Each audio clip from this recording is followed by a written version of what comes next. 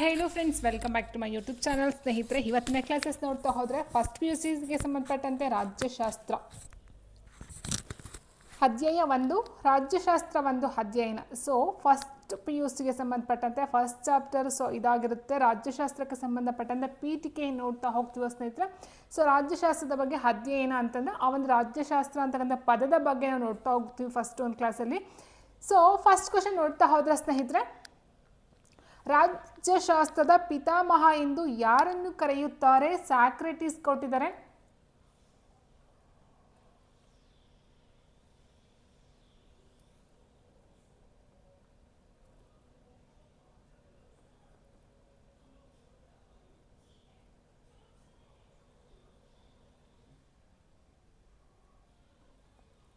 So ರಾಜ್ಯಶಾಸ್ತ್ರದ ಪಿತಾಮಹ ಎಂದು ಯಾರನ್ನು ಕರೆಯುತ್ತಾರೆ? Socrates, Plato, Aristotle, Kautilya. So ರಾಜ್ಯಶಾಸ್ತ್ರದ ಪಿತಾಮಹ ಎಂದು ಆಪ್ಷನ್ ಸಿ ಅರಿಸ್ಟಾಟಲವನ್ನು ಕರೆಯಲಾಗುತ್ತದೆ. ಅರಿಸ್ಟಾಟಲ್ ಅವರು ರಾಜ್ಯಶಾಸ್ತ್ರವನ್ನು ಮೊಟ್ಟ ಮೊದಲ ಬಾರಿಗೆ ಕ್ರಮಬದ್ಧವಾಗಿ ಅಧ್ಯಯನ ಮಾಡಿದ್ದರಿಂದ ಅವರನ್ನು ರಾಜ್ಯಶಾಸ್ತ್ರದ ಪಿತಾಮಹ ಎಂದು ಕರೆಯಲಾಗುತ್ತದೆ. ಎರಡನೇ ಕ್ವಶನ್ ಈ ರೀತಿ ಇದೆ, ಪಾಲಿಟಿಕ್ಸ್ ಎಂಬ ಗ್ರಂಥವನ್ನು ಬರೆದವರು ಯಾರು? Socrates, Aristotle, Garner, Plato. Politics ಎಂಬ ಗ್ರಂಥವನ್ನು ಬರೆದವರು ಆಪ್ಷನ್ ಬಿ ಅರಿಸ್ಟಾಟಲ್ ಅವರು. ನೋಡಿ, ಅರಿಸ್ಟಾಟಲ್ ಅವರು ತಮ್ಮ ಪಾಲಿಟಿಕ್ಸ್ ಎಂಬ ಪ್ರಸಿದ್ಧ ಗ್ರಂಥದಲ್ಲಿ ರಾಜ್ಯಕ್ಕೆ ಸಂಬಂಧಿಸಿದ ವಿಷಯಗಳನ್ನ ಸವಿಸ್ತಾರವಾಗಿ ಚರ್ಚಿಸಿರ್ತಾರೆ. ಸೊ ಹಾಗಾಗಿ ಇಲ್ಲಿ ಪಾಲಿಟಿಕ್ಸ್ ಅಂತಕ್ಕಂಥ ಗ್ರಂಥವನ್ನ ರಚನಾಕಾರ ಯಾರು ಅಂತ ಹೇಳಿದ್ರೆ ಅರಿಸ್ಟಾಟಲ್ ಅವರು ಆಗಿರ್ತಾರೆ. ನೆಕ್ಸ್ಟ್, ಪಾಲಿಟಿಕ್ಸ್ ಎಂಬ ಪದವು ಯಾವ ಭಾಷೆಯಿಂದ ಬಂದಿದೆ? Latin, French, Greek, English. Politics ಎಂಬ ಪದವು ಗ್ರೀಕ್ ಭಾಷೆಯಿಂದ ಬಂದಂತಹ ಒಂದು ಪದವಾಗಿರುತ್ತೆ. ಆಪ್ಷನ್ ಸಿ ಗ್ರೀಕ್ ಭಾಷೆಯಿಂದ ಬಂದಂತಹ ಪೊಲೀಸ್ ಎಂಬ ಮೂಲದಿಂದ ಬಂದಿದೆ. ರಾಜ್ಯಶಾಸ್ತ್ರ ಅಥವಾ ಪಾಲಿಟಿಕ್ಸ್ ಎಂಬ ಪದವು ಗ್ರೀಕ್ ಭಾಷೆಯ ಪೊಲೀಸ್ ಎಂಬ ಮೂಲ ಪದದಿಂದ ಬಂದಿದೆ. ಹಾಗಾದರೆ ಗ್ರೀಕ್ ಭಾಷೆಯಲ್ಲಿ ಪೊಲೀಸ್ ಎಂದರೆ ಅರ್ಥವೇನು? ಹಳ್ಳಿ, ನಗರ, ರಾಜ್ಯ, ಸಂಘಟನೆ, ಆಡಳಿತ. ಗ್ರೀಕ್ ಭಾಷೆಯಲ್ಲಿ ಪೊಲೀಸ್ ಎಂಬುದರ ಪದದ ಅರ್ಥ ನೋಡ್ತಾ ಹೋದರೆ ಆನ್ಸರು ನಗರ ಅಥವಾ ರಾಜ್ಯ ಅಂತಕ್ಕಂಥದ್ದು ಆಗಿರುತ್ತೆ ಸ್ನೇಹಿತರೆ. ಪ್ರಾಚೀನ ಗ್ರೀಕರು ತಮ್ಮ ನಗರ ಪ್ರದೇಶಗಳನ್ನು ನಗರ ರಾಜ್ಯಗಳೆಂದು ಕರೆಯುತ್ತಿದ್ದರು. ಸೊ ಇದನ್ನು ಪೊಲೀಸ್ ಎಂದು ಕರೆಯಲಾಗುತ್ತಿತ್ತು. ಹಾಗಾದರೆ ಮುಂದಿನ ಪ್ರಶ್ನೆ ನೋಡ್ತಾ ಹೋದರೆ, ರಿಪಬ್ಲಿಕ್ ಎಂಬ ಗ್ರಂಥವನ್ನು ಬರೆದವರು ಯಾರು? ಪ್ಲೇಟೋ, ಅರಿಸ್ಟಾಟಲ್, ಗಿಲ್ಸ್, ಕ್ರಿಸ್ಟ್ಲಾಸ್ಕಿ. ನೋಡಿ, ಇಲ್ಲಿ ಪೊಲಿಟಿಕ್ಸ್ ಅಂತಕ್ಕಂಥ ಗ್ರಂಥವನ್ನು ಅರಿಸ್ಟಾಟಲ್ ಅವರು ಬರೀತಾರೆ. ರಿಪಬ್ಲಿಕ್ ಎಂಬ ಗ್ರಂಥವನ್ನು ಪ್ಲೇಟೋರವರು ಬರೀತಕ್ಕಂಥದ್ದು ಆಗಿರುತ್ತೆ. Option A Plato. ನೋಡಿ, ಗ್ರೀಕ್ ಚಿಂತಕರಾದ ಪ್ಲೇಟೋ ಅವರು ರಾಜ್ಯದ ಆದರ್ಶಗಳ ಬಗ್ಗೆ ರಿಪಬ್ಲಿಕ್ ಎಂಬ ಮಹತ್ವದ ಕೃತಿಯನ್ನು ರಚಿಸಿದ್ದಾರೆ. ರಾಜ್ಯಶಾಸ್ತ್ರದ ಅಧ್ಯಯನವು ರಾಜ್ಯದೊಂದಿಗೆ ಆರಂಭವಾಗಿ ರಾಜ್ಯದೊಂದಿಗೆ ಅಂತ್ಯಗೊಳ್ಳುತ್ತದೆ ಎಂದವರು ಯಾರು? Garner, ಗೆಟಲ್, ಸೀಲಿ, bluntly. ರಾಜ್ಯಶಾಸ್ತ್ರದ ಅಧ್ಯಯನವು ರಾಜ್ಯದೊಂದಿಗೆ ಆರಂಭವಾಗಿ ರಾಜ್ಯದೊಂದಿಗೆ ಅಂತ್ಯಗೊಳ್ಳುತ್ತದೆ ಎಂದು ಹೇಳಿದವರು Garner. Option A.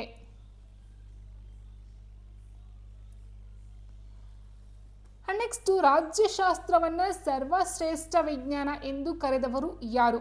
Socrates, Kautilya, Aristotle, ಸೀಲಿ.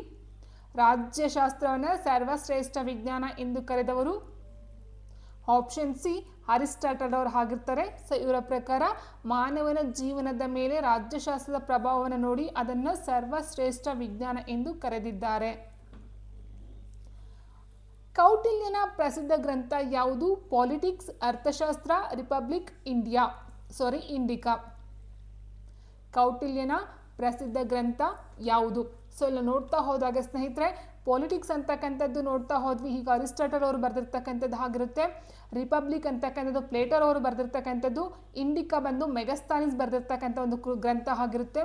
So total ಆಗಿ ಆಪ್ಷನ್ ಬಿ ಅರ್ಥಶಾಸ್ತ್ರ ಬಂದು ಕೌಟಿಲ್ಯನ ಒಂದು ಪ್ರಸಿದ್ಧ ಗ್ರಂಥವಾಗಿರುತ್ತೆ.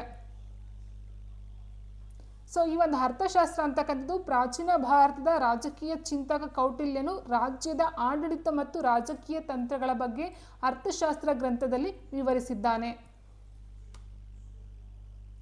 ಯುನೆಸ್ಕೋ ರಾಜಕೀಯ ವಿಜ್ಞಾನಿಗಳ ಸಮ್ಮೇಳನ ನಡೆದ ವರ್ಷ ಯಾವುದು? 1945, 1947, 1948, 1950. ಯುನೆಸ್ಕೋ ರಾಜಕೀಯ ವಿಜ್ಞಾನಿಗಳ ಸಮ್ಮೇಳನ ನಡೆದ ವರ್ಷ ಅಂತ ನೋಡ್ತಾ ಹೋದ್ರೆ ಸ್ನೇಹಿತರೆ ಆಪ್ಷನ್ ಸಿ 1948. ನೋಡಿ, ಇಲ್ಲಿ 1948ರಲ್ಲಿ ಪ್ಯಾರಿಸ್ನಲ್ಲಿ ನಡೆದ ಯುನೆಸ್ಕೋ ಸಮ್ಮೇಳನದಲ್ಲಿ ರಾಜ್ಯಶಾಸ್ತ್ರದ ಅಧ್ಯಯನ ವಿಷಯಗಳ ಬಗ್ಗೆ ಚರ್ಚಿಸಿ ನಿರ್ಣಯಿಸಲಾಗುತ್ತದೆ.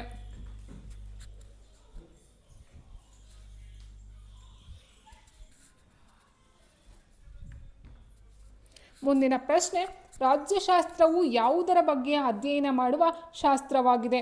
ಕೇವಲ ಸಮಾಜ, ರಾಜ್ಯ ಮತ್ತು ಸರ್ಕಾರ, ಕೇವಲ ಇತಿಹಾಸ, ಕೇವಲ ಆರ್ಥಿಕತೆ.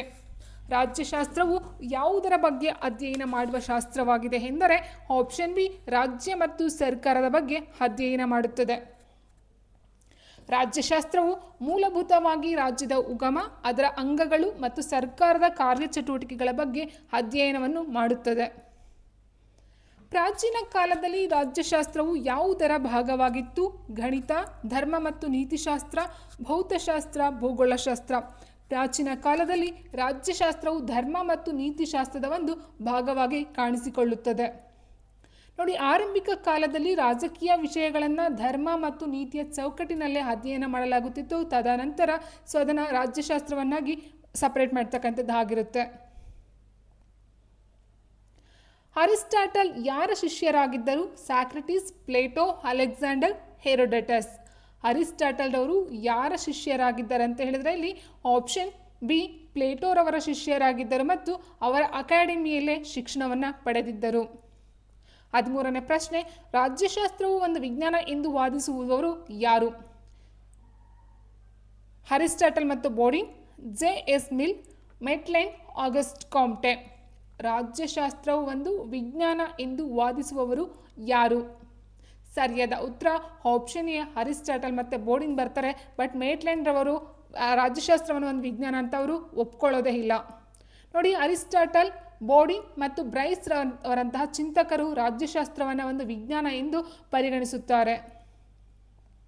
ರಾಜ್ಯಶಾಸ್ತ್ರವು ವಿಜ್ಞಾನವಲ್ಲ ಎಂದು ವಾದಿಸುವ ಚಿಂತಕ ಯಾರು?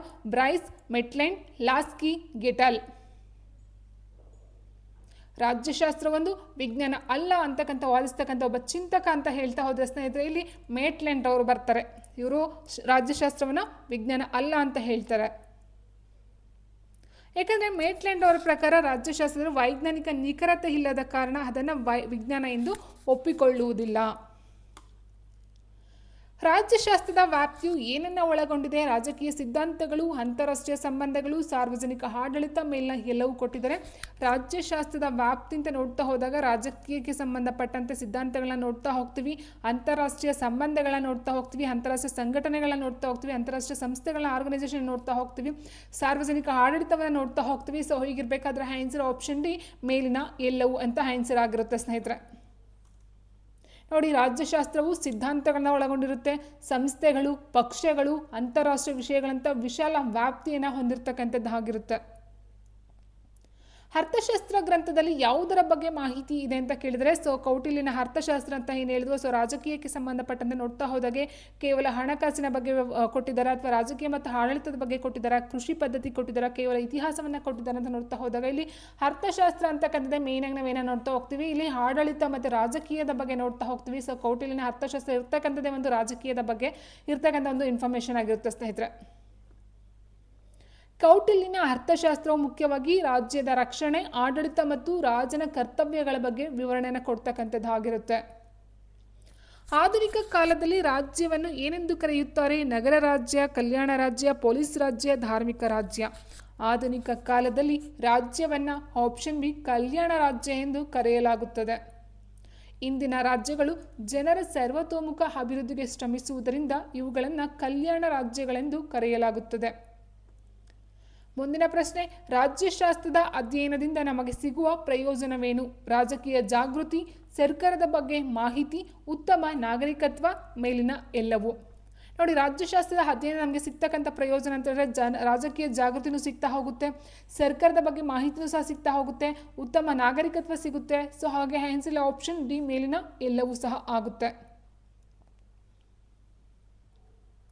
ಆ್ಯಂಡ್ ನೆಕ್ಸ್ಟ್ ರಾಜ್ಯಶಾಸ್ತ್ರವನ್ನು ಕಲೆ ಎಂದು ಕರೆಯಲು ಕಾರಣವೇನು? ಸೊ ಫಸ್ಟ್ ಆಫ್ ಆಲ್ ಒಂದನ್ನು ಅರ್ಥ ಮಾಡ್ಕೊಳ್ತೋಗಿ, ರಾಜ್ಯಶಾಸ್ತ್ರವನ್ನು ಒಂದು ಕಲೆ ಎಂದು ಕರೆಯಬಹುದೇನಾದರೆ ಡೆಫಿನೆಟ್ ಆಗಿ ರಾಜ್ಯಶಾಸ್ತ್ರ ಒಂದು ಕಲೆ ಅಂತ ಕರೆಯಬಹುದು ಸ್ನೇಹಿತರೆ. ಯಾಕೆ ಅಂತ ಹೇಳಿದರೆ ಇದು ಆಡಳಿತ ನಡೆಸುವ ಕೌಶಲವನ್ನು ತಿಳಿಸ್ಕೊಡ್ತಕ್ಕಂಥದ್ದು ಆಗಿರುತ್ತೆ. ಸೊ ಹಾಗಾಗಿ ರಾಜ್ಯಶಾಸ್ತ್ರವನ್ನು ಒಂದು ಕಲೆ ಎಂದು ಕರೆಯಲಾಗುತ್ತದೆ. ನೆಕ್ಸ್ಟ್ ಅಂತಾರಾಷ್ಟ್ರೀಯ ಕಾನೂನುಗಳು ಯಾವುದರ ವ್ಯಾಪ್ತಿಗೆ ಬರುತ್ತವೆ? ಸಮಾಜಶಾಸ್ತ್ರ, ರಾಜ್ಯಶಾಸ್ತ್ರ, ಅರ್ಥಶಾಸ್ತ್ರ, ಭೂಗೋಳಶಾಸ್ತ್ರವನ್ನು ಕೊಟ್ಟಿದ್ದಾರೆ ಸ್ನೇಹಿತರೆ. ಅಂತಾರಾಷ್ಟ್ರೀಯ ಕಾನೂನುಗಳು ಯಾವುದರ ವ್ಯಾಪ್ತಿಗೆ ಬರುತ್ತವೆ? ಮೇಯ್ನಾಗಿ ಇಲ್ಲಿ ಕಾನೂನುಗಳು ಅಂತ ನೋಡ್ತಾ ಹೋದಾಗ ಇಲ್ಲಿ ಬರ್ತಕ್ಕಂಥದ್ದು ಸೊ ಆಪ್ಷನ್ ಬಿ ರಾಜ್ಯಶಾಸ್ತ್ರಕ್ಕೆ ಸಂಬಂಧಪಟ್ಟಂತೆ ನೋಡ್ತಾ ಹೋಗ್ತೀವಿ. ಸೊ ಅರ್ಥಶಾಸ್ತ್ರ ಅಂತ ಹೇಳಿರೋದು ಸೊ ಹಣಕಾಸಿಗೆ ಸಂಬಂಧಪಟ್ಟಂತೆ, ಆರ್ಥಿಕತೆಗೆ ಸಂಬಂಧಪಟ್ಟಂತೆ ನೋಡ್ತಾ ಹೋಗ್ತೀವಿ. ಇನ್ನು ಸಮಾಜಶಾಸ್ತ್ರ ಅಂದರೆ ಸಮಾಜಕ್ಕೆ ಸಂಬಂಧಪಟ್ಟಂತೆ ಸಮಾಜ, ಕುಟುಂಬ, ಸಮೂಹ, ಈ ದೇಶ, ಸೊ ಈ ರೀತಿ ನೋಡ್ತಾ ಹೋಗ್ತೀವಿ. ಇನ್ನು ಭೂಗೋಳ ಅಂತ ಹೇಳಿದರೆ ಭೂಮಿಯ ಬಗ್ಗೆ ನೋಡ್ತಕ್ಕಂಥದ್ದಾಗಿದೆ, ಅಥವಾ ಈ ಒಂದು ದೇಶ ರಾಜ್ಯಗಳ ಒಂದು ಏನು ಆಡಳಿತ ಬರಲ್ಲ ಸ್ನೇಹಿತರೆ ಅಲ್ವಾ. ಸೊ ಭೂಗೋಳಶಾಸ್ತ್ರ ಅಂದ ತಕ್ಷಣ ಅದು ಆಡಳಿತಕ್ಕೆ ಸಂಬಂಧಪಟ್ಟಂತೆ ಬರೋದಿಲ್ಲ. ಸೊ ಕಾನೂನುಗಳಂತ ಹೇಳಿದಾಗ ಆಪ್ಷನ್ ಬಿ ರಾಜ್ಯಶಾಸ್ತ್ರ ಆಗಿರುತ್ತೆ. ವಿವಿಧ ರಾಷ್ಟ್ರಗಳ ನಡುವೆ ಸಂಬಂಧ ಮತ್ತು ನಿಯಮಗಳನ್ನು ರಾಜ್ಯಶಾಸ್ತ್ರದ ಅಡಿಯಲ್ಲಿ ಅಧ್ಯಯನವನ್ನು ಮಾಡಲಾಗುತ್ತದೆ. ನೆಕ್ಸ್ಟ್ ಗ್ರೀಕ್ ನಾಗರಿಕತೆಯಲ್ಲಿ ಪ್ರಸಿದ್ಧವಾಗಿದ್ದ ನಗರ ರಾಜ್ಯ ಯಾವುದು?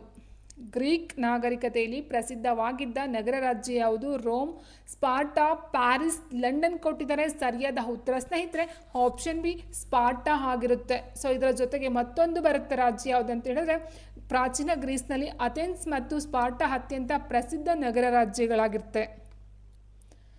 ಮುಂದಿನ ಪ್ರಶ್ನೆ ನೋಡ್ತವ್ರೆ, ಸರ್ಕಾರವಿಲ್ಲದ ರಾಜ್ಯವು ಅಸ್ತಿತ್ವದಲ್ಲಿರಲು ಸಾಧ್ಯವೇ ಅಂತ ಕೇಳಿದರೆ, ಸೊ ಸರ್ಕಾರವಿಲ್ಲದೆ ರಾಜ್ಯವು ಅಸ್ತಿತ್ವದಲ್ಲಿ ಇರಲು ಸಾಧ್ಯವೇ? ಸೊ ಸಾಧ್ಯವಿದೆ, ಸಾಧ್ಯವಿಲ್ಲ, ಕೆಲವು ಬಾರಿ ಸಾಧ್ಯ, ಹೇಳಲಾಗದು ಅಂತ ಕೊಟ್ಟಿದ್ದಾರೆ. ಸೊ ಸರಿಯಾದ ಉತ್ತರ ಸ್ನೇಹಿತರೆ ಆಪ್ಷನ್ ಬಿ ಸಾಧ್ಯವಿಲ್ಲ. ಯಾಕೆಂತ ನೋಡ್ತಾ ಹೋದಾಗಲೇ ನಾವು ನೋಡಿ, ಸರ್ಕಾರವು ರಾಜ್ಯದ ಒಂದು ಅವಿಭಾಜ್ಯ ಅಂಗವಾಗಿದ್ದು ರಾಜ್ಯದ ಇಚ್ಛೆಯನ್ನು ಜಾರಿಗೊಳಿಸುವ ಸಂಸ್ಥೆ ಈ ಒಂದು ಸರ್ಕಾರ ನೋಡ್ತಾ ಹೋಗ್ತೀವಿ. ಸೊ ಹಾಗಿರಬೇಕಾದ್ರೆ ಸರ್ಕಾರವು ರಾಜ್ಯದ ಒಂದು ಅವಿಭಾಜ್ಯ ಅಂಗ. ಸೊ ಸರ್ಕಾರ ಇಲ್ಲದೇ ಈ ಒಂದು ರಾಜ್ಯದ ಅಸ್ತಿತ್ವ ಡೆಫಿನೆಟ್ ಆಗಿ ಇರೋದಿಲ್ಲ. ಸಂವಿಧಾನದ ಬಗ್ಗೆ ಅಧ್ಯಯನ ಮಾಡುವುದು ಯಾವ ಶಾಸ್ತ್ರದ ಭಾಗ? ಇತಿಹಾಸ, ಅರ್ಥಶಾಸ್ತ್ರ, ರಾಜ್ಯಶಾಸ್ತ್ರ, ಭೌತಶಾಸ್ತ್ರ. ಸೊ ಸಂವಿಧಾನ ಆಗಿರ್ಬೋದು, ನ್ಯಾಯಾಂಗ ಆಗಿರ್ಬೋದು, ಶಾಸಕಾಂಗ ಆಗಿರ್ಬೋದು, ಕಾರ್ಯಾಂಗ ಆಗಿರ್ಬೋದು. ಸೊ ಇದೆಲ್ಲ ನೋಡ್ತಾ ಹೋಗ್ತಕ್ಕಂಥದ್ದು ಎಲ್ಲಿ? ಆಪ್ಷನ್ ಸಿ ರಾಜ್ಯಶಾಸ್ತ್ರದ ನೋಡ್ತಾ ಹೋಗ್ತೀವಿ. ಸೊ ಅದರಲ್ಲಿ ಸಹ ಪೌರನೀತಿ ಅಂತ ಏನು ಹೇಳ್ತೀವೋ, ರಾಜ್ಯಶಾಸ್ತ್ರ ಅಂತ ಏನು ಹೇಳ್ತೀವೋ, ಸೊ ಇಲ್ಲಿ ನಾವು ನೋಡ್ತಕ್ಕಂಥದ್ದು ಆಗಿರುತ್ತೆ ಸ್ನೇಹಿತರೆ. ಇನ್ನು ಪ್ರಜಾಪ್ರಭುತ್ವ ಯಶಸ್ಸು ಯಾವುದರ ಮೇಲೆ ಅವಲಂಬಿತವಾಗಿರುತ್ತದೆ? ಸೊ ಪ್ರಜಾಪ್ರಭುತ್ವದ ಯಶಸ್ಸು ಯಾವುದರ ಮೇಲೆ ಅವಲಂಬಿತವಾಗಿರುತ್ತದೆ? ಕೇವಲ ಹಣದ ಮೇಲೆ, ಸುಶಿಕ್ಷಿತ ನಾಗರಿಕರ ಮೇಲೆ, ಕೇವಲ ಆಯುಧಗಳ ಮೇಲೆ, ಕೇವಲ ಭೂಮಿಯ ಮೇಲೆ? ಸೊ ಪ್ರಜಾಪ್ರಭುತ್ವ ಅಂತ ಹೇಳಿದಾಗ ಇಲ್ಲಿ ಪ್ರಜಾ ಮೀನ್ಸ್ ಪ್ರಜೆ ಮೇಯ್ನಾಗಿ ನೋಡ್ತಾ ಹೋಗ್ತೀವಿ. ಒಂದು ಪ್ರಜೆಯ ಪ್ರಭುತ್ವ ಯಶಸ್ವಿ ಆಗಬೇಕಂತ ಹೇಳಿದ್ರೆ ಸುಶಿಕ್ಷಿತ ನಾಗರಿಕರ ಮೇಲೆ ಅದು ಅವಲಂಬಿತವಾಗಿರ್ತಕ್ಕಂಥದ್ದು ಆಗಿರುತ್ತೆ. ನಾಗರಿಕರಿಗೆ ರಾಜಕೀಯ ಜ್ಞಾನವಿದ್ದಾಗ ಮಾತ್ರ ಪ್ರಜಾಪ್ರಭುತ್ವ ವ್ಯವಸ್ಥೆಯು ಸರಿಯಾಗಿ ಕಾರ್ಯನಿರ್ವಹಿಸಲು ಸಾಧ್ಯ ಆಗ್ತಕ್ಕಂಥದ್ದು. ಮುಂದಿನ ಪ್ರಶ್ನೆ, ರಾಜ್ಯಶಾಸ್ತ್ರವನ್ನು ಕ್ರಮಬದ್ಧವಾಗಿ ಅಭ್ಯಾಸ ಮಾಡಿದ ಮೊದಲಿಗರು ಯಾರು? ರಾಜ್ಯಶಾಸ್ತ್ರವನ್ನು ಕ್ರಮಬದ್ಧವಾಗಿ ಅಭ್ಯಾಸವನ್ನು ಮಾಡಿದ ಮೊದಲಿಗರು ಯಾರು? ಭಾರತೀಯರು, ಅಮೆರಿಕನರು, ಗ್ರೀಕರು, ರೋಮನ್ನರು? ಎಸ್ ನೋಡ್ತಾ ಹೋದ್ರೆ ಸ್ನೇಹಿತರೆ ಆಪ್ಷನ್ ಸಿ ಗ್ರೀಕರು. ಸೊ ನಾವು ನೋಡ್ತಾ ಹೋದ್ವಿ ಇತಿಹಾಸಕ್ಕೂ ಸಂಬಂಧಪಟ್ಟಂತೆ ನೋಡ್ತಾ ಹೋಗ್ತೀವಿ. ಇತಿಹಾಸನೂ ಅಷ್ಟೇ ಸ್ನೇಹಿತರೆ ಫಸ್ಟ್ಗೆ ಕ್ರಮಬದ್ಧವಾಗಿ ಅಭ್ಯಾಸ ಮಾಡಿ ಬರೆಯೋದಕ್ಕೆ ಶುರು ಮಾಡ್ತಕ್ಕಂಥದ್ದು ಹೆರೋಡೋಟಸ್, ಗ್ರೀಕ್ಗೆ ಸಂಬಂಧಪಟ್ಟಂತೆ ಬರುತ್ತೆ. ಅಲ್ಲೂ ಸಹ ಇಲ್ಲಿ ರಾಜ್ಯಶಾಸ್ತ್ರದಲ್ಲೂ ಸಹ ನೋಡ್ತಾ ಹೋದಾಗ ಗ್ರೀಕರೇ ಮೊದಲಿಗರಾಗಿರ್ತಾರೆ. ಪ್ರಾಚೀನ ಗ್ರೀಕ್ ಚಿಂತಕರು ರಾಜಕೀಯ ವಿಷಯಗಳನ್ನು ವೈಜ್ಞಾನಿಕವಾಗಿ ಮತ್ತು ಕ್ರಮಬದ್ಧವಾಗಿ ಅಧ್ಯಯನ ಮಾಡಲು ಅಡಿಪಾಯವನ್ನು ಹಾಕಿದರು. ರಾಜ್ಯಶಾಸ್ತ್ರವು ಮಾನವನ ಯಾವ ಚಟುವಟಿಕೆಗಳನ್ನು ಅಧ್ಯಯನ ಮಾಡುತ್ತದೆ? ಆರ್ಥಿಕ ಚಟುವಟಿಕೆ, ರಾಜಕೀಯ ಚಟುವಟಿಕೆ, ಧಾರ್ಮಿಕ ಚಟುವಟಿಕೆ, ಕ್ರೀಡಾ ಚಟುವಟಿಕೆ. ಸೊ ರಾಜ್ಯಶಾಸ್ತ್ರ ಅಂತ ನೋಡ್ತಾ ಹೋದಾಗೆ ನಮಗೆ ಏನಾಗುತ್ತೆ ಸ್ನೇಹಿತರೆ ಆಪ್ಷನ್ ಬಿ ರಾಜಕೀಯ ಚಟುವಟಿಕೆ ಬರ್ತಕ್ಕಂಥದ್ದು ಆಗಿರುತ್ತೆ. ಆರ್ಥಿಕ ಚಟುವಟಿಕೆ ಅಂತ ಹೇಳೋದು ಅರ್ಥಶಾಸ್ತ್ರ, ಎಕನಾಮಿಕ್ಸ್ ಅಂತ ಅನ್ಸ್ಕೊಳ್ಳೋಕ್ಕೆ ಶುರು ಆಗುತ್ತೆ. ಇನ್ನು ಕ್ರೀಡಾ ಚಟುವಟಿಕೆಗೂ ಈ ಒಂದು ಇತಿಹಾಸ ಅಥವಾ ಪೌರನೀತಿಗೂ ಸಹ ಸಂಬಂಧ ಇಲ್ಲ ಸ್ನೇಹಿತರೆ. ಸೊ ಆನ್ಸರ್ ಆಪ್ಷನ್ ಬಿ ರಾಜಕೀಯ ಚಟುವಟಿಕೆ ಅಂತಕ್ಕಂಥದ್ದು. ಸೊ ಮಾನವನು ಸಮಾಜದಲ್ಲಿ ಒಬ್ಬ ರಾಜಕೀಯ ಪ್ರಾಣಿಯಾಗಿ ಹೇಗೆ ವರ್ತಿಸುತ್ತಾನೆ ಎಂಬುದು ಇಲ್ಲಿನ ಮುಖ್ಯ ವಿಷಯವಾಗಿ ನಾವು ನೋಡ್ತಾ ಹೋಗ್ತೇವೆ. ಮನುಷ್ಯನು ಸ್ವಭಾವತಃ ಒಬ್ಬ ರಾಜಕೀಯ ಪ್ರಾಣಿ ಎಂದವರು ಯಾರು? ಮನುಷ್ಯನು ಸ್ವಭಾವತಃ ಒಬ್ಬ ರಾಜಕೀಯ ಪ್ರಾಣಿ ಎಂದವರು ಯಾರು? ಸಾಕ್ರೆಟೀಸ್, ಅರಿಸ್ಟಾಟಲ್, ಮಾರ್ಕ್ಸ್, ಗಾಂಧೀಜಿ ಕೊಟ್ಟಿದ್ದಾರೆ. ಸರಿಯಾದ ಉತ್ತರ ಸ್ನೇಹಿತರೆ ಅರಿಸ್ಟಾಟಲ್, ಆಪ್ಷನ್ ಬಿ. ನೋಡಿ, ಮನುಷ್ಯನು ಒಬ್ಬ ಸಂಘಜೀವಿಯಾಗಿದ್ದು ರಾಜ್ಯ ಅಥವಾ ಸಮಾಜದ ಹೊರಗೆ ಬದುಕಲಾರ ಎಂಬ ಅರ್ಥದಲ್ಲಿ ಅರಿಸ್ಟಾಟಲ್ ಹೀಗೆ ಹೇಳ್ತಾ ಹೋಗ್ತಾರೆ. ಮನುಷ್ಯನು ಸ್ವಭಾವತಃ ಒಬ್ಬ ರಾಜಕೀಯ ಪ್ರಾಣಿನೇ ಆಗಿರ್ತಾನೆ. ಸೊ ಈ ರಾಜಕೀಯನ ಬಿಟ್ಟು ಅಥವಾ ಒಂದು ರಾಜ್ಯ ಸಮಾಜವನ್ನು ಬಿಟ್ಟು ಅವನು ಬದುಕಿರಲು ಸಾಧ್ಯ ಇಲ್ಲ ಅಂತಕ್ಕಂಥದ್ದು. ರಾಜ್ಯದ ಉಗಮದ ಬಗ್ಗೆ ಅಧ್ಯಯನ ಮಾಡುವುದು ಯಾವುದು? ರಾಜಕೀಯ ಸಿದ್ಧಾಂತ, ಅಂತಾರಾಷ್ಟ್ರೀಯ ವ್ಯಾಪಾರ, ಜೀವಶಾಸ್ತ್ರ, ರಸಾಯನಶಾಸ್ತ್ರ. ಸೊ ರಾಜ್ಯದ ಉಗಮದ ಬಗ್ಗೆ ಅಧ್ಯಯನ ಅಥವಾ ಮಾಡ್ತಕ್ಕಂಥದ್ದು ಯಾವುದಂತ ಸಿದ್ಧಾಂತ ನೋಡ್ತಾ ಹೋದ್ರೆ ಸ್ನೇಹಿತರೆ ಇಲ್ಲಿ ರಾಜಕೀಯ ಸಿದ್ಧಾಂತ ಬರುತ್ತೆ. Option A. ರಾಜ್ಯವು ಹೇಗೆ ಹುಟ್ಟಿತ್ತು ಮತ್ತು ಹೇಗೆ ಬೆಳೆಯಿತು ಎಂಬ ಐತಿಹಾಸಿಕ ಬೆಳವಣಿಗೆಯನ್ನು ರಾಜಕೀಯ ಸಿದ್ಧಾಂತಗಳು ವಿವರಿಸ್ತಾ ಹೋಗ್ತವೆ. ಆ್ಯಂಡ್ ನೆಕ್ಸ್ಟ್ ಕ್ವೆಶನ್ ನೋಡ್ತಾ ಹೋದರೆ ರಾಜ್ಯಶಾಸ್ತ್ರಕ್ಕೆ ಸಂಬಂಧಿಸಿದಂತೆ ಸಾರ್ವಭೌಮಾಧಿಕಾರ ಎಂದರೆ ಏನು? ಸಾರ್ವಭೌಮಾಧಿಕಾರ ಎಂದರೆ ಏನು? ಜನರ ಸೇವೆ, ರಾಜ್ಯದ ಪರಮಾಧಿಕಾರ, ಕೇವಲ ಆಸ್ತಿ, ಕೇವಲ ಚುನಾವಣೆ. ನೋಡಿ, ರಾಜ್ಯಶಾಸ್ತ್ರಕ್ಕೆ ಸಂಬಂಧಿಸಿದಂತೆ ಸಾರ್ವಭೌಮಾಧಿಕಾರ ಅಂತ ಹೇಳಿದ್ರೆ ರಾಜ್ಯದ ಪರಮಾಧಿಕಾರ ಆಗಿರುತ್ತೆ. Option B.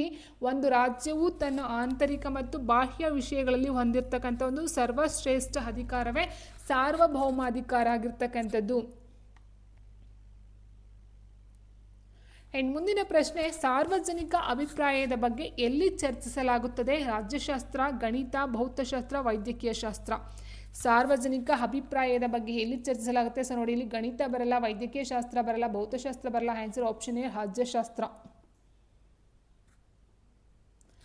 ರಾಜ್ಯಶಾಸ್ತ್ರದ ವ್ಯಾಪ್ತಿಯಲ್ಲಿರುವ ರಾಜಕೀಯ ಪಕ್ಷಗಳು ಯಾವುದಕ್ಕೆ ಉದಾಹರಣೆ? ಧಾರ್ಮಿಕ ಸಂಸ್ಥೆ, ರಾಜಕೀಯ ಶಕ್ತಿಗಳು, ವಾಣಿಜ್ಯ ಸಂಸ್ಥೆ, ಕ್ರೀಡಾ ಸಂಸ್ಥೆ. ರಾಜಕೀಯ ಪಕ್ಷಗಳು ಅಂತ ನೋಡ್ತಾ ಹೋದಾಗ ಅದೊಂದು ರಾಜಕೀಯ ಶಕ್ತಿಗಳಾಗಿರ್ತಕ್ಕಂಥದ್ದು ಆಗಿರುತ್ತೆ ಸ್ನೇಹಿತರೆ.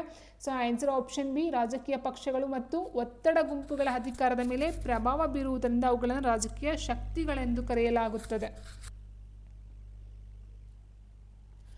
ನೆಕ್ಸ್ಟು, ರಾಜ್ಯಶಾಸ್ತ್ರವು ಯಾವ ರೀತಿಯ ಶಾಸ್ತ್ರವಾಗಿದೆ? ನೈಸರ್ಗಿಕ ವಿಜ್ಞಾನ, ಸಾಮಾಜಿಕ ವಿಜ್ಞಾನ, ಭೌತ ವಿಜ್ಞಾನ, ಕಲ್ಪನಾ ವಿಜ್ಞಾನ.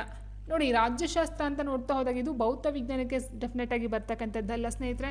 ಇನ್ನು ನೈಸರ್ಗಿಕ ವಿಜ್ಞಾನ ಅಂತಕ್ಕಂಥದ್ದು ಆಗೋದಿಲ್ಲ. ಆ್ಯಂಡ್ ಕಲ್ಪನಾ ಅಂತ ಹೇಳಿದ್ದು ಕಲ್ಪನೆಗೆ ಸಿಲುಕ್ತಕ್ಕಂಥದ್ದು ಸಹ ಅಲ್ಲ ಸ್ನೇಹಿತರೆ. ಸೊ ಆಗಿರ್ಬೇಕಾದಂದು ಸಾಮಾಜಿಕ ವಿಜ್ಞಾನ, ಸಮಾಜದ ನಡುವೆ ಬದುಕ್ತಕ್ಕಂಥದ್ದಾಗುತ್ತೆ. ಸೊ ಜನ ಆಗಿರ್ಬೋದು ಅಥವಾ ಒಂದು ರಾಜ್ಯ ಆಗಿರ್ಬೋದು, ಸರ್ಕಾರ ಆಗಿರ್ಬೋದು, ಇಟ್ ಮೀನ್ಸ್ ಟೋಟಲ್ ಆಗಿ ಒಂದು ಸಮಾಜಕ್ಕೆ ಸಂಬಂಧಪಟ್ಟಂತೆ ಸಾಮಾಜಿಕ ವಿಜ್ಞಾನದಲ್ಲಿ ನೋಡ್ತಾ ಹೋಗ್ತೀವಿ. ಇದು ಸಮಾಜದ ಒಂದು ಭಾಗವಾದ ರಾಜ್ಯ ಮತ್ತು ಮನುಷ್ಯನ ರಾಜಕೀಯ ಸಂಬಂಧಗಳ ಬಗ್ಗೆ ಅಧ್ಯಯನ ಮಾಡ್ತಕ್ಕಂಥ ಒಂದು ಸಾಮಾಜಿಕ ವಿಜ್ಞಾನವಾಗಿರುತ್ತೆ. ಪ್ರಾಚೀನ ಭಾರತದಲ್ಲಿ ರಾಜಕೀಯವನ್ನು ಏನೆಂದು ಕರೆಯುತ್ತಿದ್ದರು? ಧರ್ಮಶಾಸ್ತ್ರ, ರಾಜಧರ್ಮ ಅಥವಾ ದಂಡನೀತಿ, ಗಣಿತಶಾಸ್ತ್ರ, ನಾಟ್ಯಶಾಸ್ತ್ರ. ಸೊ ನೋಡಿ, ಇಲ್ಲಿ ನೋಡ್ತಾ ಹೋದ್ರೆ ಸ್ನೇಹಿತರೆ, ಪ್ರಾಚೀನ ಭಾರತದಲ್ಲಿ ರಾಜಕೀಯವನ್ನು ರಾಜಧರ್ಮ ಅಥವಾ ದಂಡನೀತಿ ಎಂದು ಕರೆಯಲಾಗುತ್ತಿತ್ತು. ಸೊ ಭಾರತೀಯ ಪರಂಪರೆಯಲ್ಲಿ ರಾಜ್ಯದ ಆಡಳಿತ ಮತ್ತು ರಾಜನ ನೀತಿಗಳನ್ನು ರಾಜಧರ್ಮ ಅಥವಾ ದಂಡನೀತಿ ಎಂದು ಕರೆಯಲಾಗುತ್ತಿತ್ತು. ಆ್ಯಂಡ್ ಮುಂದಿನ ಪ್ರಶ್ನೆ, ಸಂಸತ್ ಮತ್ತು ಶಾಸಕಾಂಗದ ಕಾರ್ಯಗಳನ್ನು ಯಾರು ವಿವರಿಸುತ್ತಾರೆ? ಸಂಸತ್ ಮತ್ತು ಶಾಸಕಾಂಗದ ಕಾರ್ಯವನ್ನು ಯಾರು ವಿವರಿಸುತ್ತಾರೆ? ರಾಜ್ಯಶಾಸ್ತ್ರ, ಸಮಾಜಶಾಸ್ತ್ರ, ಭೂಗೋಳಶಾಸ್ತ್ರ, ಕಲಾ, ಇತಿಹಾಸ ಕೊಟ್ಟಿದ್ದಾರೆ. ಸರಿಯಾದ ಉತ್ತರ ಎಸ್, ಆಪ್ಷನ್ ಎ, ರಾಜ್ಯಶಾಸ್ತ್ರ. ನೋಡಿ, ಇಲ್ಲಿ ಸರ್ಕಾರದ ಅಂಗಗಳಾದ ಮೇನ್ 3 ನೋಡ್ತಾ ಹೋಗ್ತೀವಿ. ಶಾಸಕಾಂಗ, ಕಾರ್ಯಾಂಗ ಮತ್ತು ನ್ಯಾಯಾಂಗಗಳ ಬಗ್ಗೆ ರಾಜ್ಯಶಾಸ್ತ್ರವು ಆಳವಾಗಿ ಅಧ್ಯಯನವನ್ನು ಮಾಡುತ್ತದೆ. ಸೊ ರಾಜ್ಯದ 4 ಮೂಲಭೂತ ಅಂಶಗಳಲ್ಲಿ ಕೆಳಗಿನ ಯಾವುದು ಸೇರಿಲ್ಲ ಅಂತ ಕೊಟ್ಟಿದ್ದಾರೆ. ರಾಜ್ಯದ 4 ಮೂಲಭೂತ ಅಂಶಗಳಲ್ಲಿ ಕೆಳಗಿನ ಯಾವುದು ಸೇರಿಲ್ಲ. ಸೊ ಹಾಗಾದರೆ 4 ಯಾವ್ದು ಅಂತಲೂ ಸಹ ನೋಡ್ತಾ ಹೋಗೋಣ. ಜನಸಂಖ್ಯೆ, ನಿಶ್ಚಿತ ಭೂಭಾಗ, ಸರ್ಕಾರ, ಮನೋರಂಜನೆ. ರಾಜ್ಯದ 4 ಮೂಲಭೂತ ಅಂಶಗಳಲ್ಲಿ ಮನೋರಂಜನೆ ಬರಲ್ಲ ಸ್ನೇಹಿತರೆ. ಆಪ್ಷನ್ ಡಿ, ಇದು ಸೇರ್ಕೊಳ್ತಕ್ಕಂಥದ್ದು ಆಗಿರೋದಿಲ್ಲ. ಸೊ ಇನ್ನು 4 ಯಾವುದೇ ಬರುತ್ತೆ ಅಂತ ನೋಡ್ತಾ ಹೋದಾಗ ರಾಜ್ಯವಾಗಲು ಒಂದು ಜನಸಂಖ್ಯೆ ಮೇನಾಗಿ ನೋಡ್ತಾ ಹೋಗ್ತೀವಿ, ಭೂಭಾಗವನ್ನು ನೋಡ್ತಾ ಹೋಗ್ತೀವಿ, ಆ್ಯಂಡ್ ಸರ್ಕಾರ ನೋಡ್ತಾ ಹೋಗ್ತೀವಿ, ಆ್ಯಂಡ್ ಸಾರ್ವಭೌಮಾಧಿಕಾರ ಎಂಬ 4 ಅಂಶಗಳು ಅತ್ಯಗತ್ಯವಾಗಿ ಬೇಕಾಗುತ್ತದೆ. ಮುಂದಿನ ಪ್ರಶ್ನೆ, ರಾಜ್ಯಶಾಸ್ತ್ರದ ಸಂಶೋಧನೆಯಲ್ಲಿ ಯಾವ ವಿಧಾನವನ್ನು ಬಳಸಲಾಗುತ್ತದೆ? ವೀಕ್ಷಣೆ ಮತ್ತು ತುಲನೆ, ಕೇವಲ ಕಲ್ಪನೆ, ಮಾಂತ್ರಿಕ ವಿಧಾನ, ಅಡುಗೆ ವಿಧಾನ.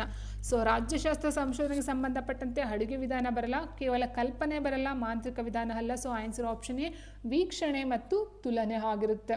ವಿವಿಧ ದೇಶಗಳ ರಾಜಕೀಯ ವ್ಯವಸ್ಥೆಗಳನ್ನು ಗಮನಿಸಿ ಮತ್ತು ಹೋಲಿಸಿ ನೋಡಿ ತೀರ್ಮಾನಕ್ಕೆ ಬರ್ತಕ್ಕಂಥ ವಿಧಾನವನ್ನು ನಾವು ಇಲ್ಲಿ ಬಳಸಲಾಗುತ್ತದೆ. ರಾಜ್ಯ ಮತ್ತು ಸರ್ಕಾರದ ನಡುವಿನ ಸಂಬಂಧವನ್ನು ವಿವರಿಸುವವರು ಯಾರು? Gilchrist, Newton, Darwin, Galileo. ರಾಜ್ಯ ಮತ್ತು ಸರ್ಕಾರದ ನಡುವಿನ ಸಂಬಂಧವನ್ನು ವಿವರಿಸುವವರು ಯಾರು? ಸೊ ಆನ್ಸರ್ ನೋಡ್ತಾ ಹೋದರೆ ಆಪ್ಷನ್ ಎ ಗಿಲ್ಕ್ರಿಸ್ಟ್ ಅವರು ಬರ್ತಾರೆ ಸ್ನೇಹಿತರೆ. ಇವರ ಪ್ರಕಾರ ನೋಡ್ತಾ ಹೋದರೆ ರಾಜ್ಯಶಾಸ್ತ್ರವು ರಾಜ್ಯ ಮತ್ತು ಸರ್ಕಾರ ಎರಡರ ಬಗ್ಗೆಯ ಅಧ್ಯಯನವನ್ನು ನಡೆಸ್ತಕ್ಕಂಥದ್ದು ಆಗಿರುತ್ತೆ. ರಾಜ್ಯಶಾಸ್ತ್ರದ ಅಧ್ಯಯನವು ಯಾರಿಗೆ ಹೆಚ್ಚು ಉಪಯುಕ್ತ? ರಾಜಕಾರಣಿಗಳಿಗೆ, ಅಧಿಕಾರಿಗಳಿಗೆ, ಸಾಮಾನ್ಯ ನಾಗರಿಕರಿಗೆ, ಎಲ್ಲರಿಗೂ ಕೊಟ್ಟಿದ್ದಾರೆ. ರಾಜ್ಯಶಾಸ್ತ್ರದ ಅಧ್ಯಯನವು ಯಾರಿಗೆ ಹೆಚ್ಚು ಉಪಯುಕ್ತ ಅಂತ ನೋಡ್ತಾ ಹೋದಾಗ ರಾಜಕಾರಣಿಗಳು ಮೇಯ್ನಾಗಿ ಬಂದೇ ಬರ್ತಾರೆ ಸ್ನೇಹಿತರೆ. ಅಧಿಕಾರಿಗಳು ಸಹ ರಾಜ್ಯದ ಒಂದು ನೀತಿ ನಿಯಮ, ಶಾಸಕಾಂಗ ಆಗಿರ್ಬೋದು, ನ್ಯಾಯಾಂಗ ಆಗಿರ್ಬೋದು ನೋಡ್ತಾ ಬೇಕಾಗುತ್ತೆ. ಇನ್ನು ಸಾಮಾನ್ಯ ನಾಗರಿಕ ಡೆಫಿನೆಟಾಗಿ ಇವ್ರೆಲ್ಲರಿಗಿಂತ ಮೇಯ್ನ್ ಅವನೇ ಆಗಿರ್ತಾನೆ. ಸೊ ಈಗಿರ್ಬೇಕಾದ್ರೆ ಆನ್ಸರ್ ಆಪ್ಷನ್ ಡಿ ಮೇಲಿನ ಎಲ್ಲರೂ. ಸೊ ನೀವು ಮೇಲಿನ ಎಲ್ಲರಿಗೂ ಅಂತ ಕೊಟ್ಟಿಲ್ಲ ಅಂದರೆ ಸೊ ಆ 3 ಆಪ್ಷನ್ ನೀವು ಆನ್ಸರ್ ಹುಡುಕಬೇಕಾಗಿತ್ತು. ಆದರೆ ಮೇಲಿನ ಎಲ್ಲರಿಗೂ ಅಂತ ಕೊಟ್ಟಿರೋದ್ರಿಂದ ನೀವು 3 ಆನ್ಸರ್ಗೂ ಸಹ ಡೆಫಿನೆಟಾಗಿ ಒಂದು ರಾಜ್ಯಶಾಸ್ತ್ರದ ಅಧ್ಯಯನ ಬೇಕೇ ಬೇಕಾಗಿರುತ್ತೆ.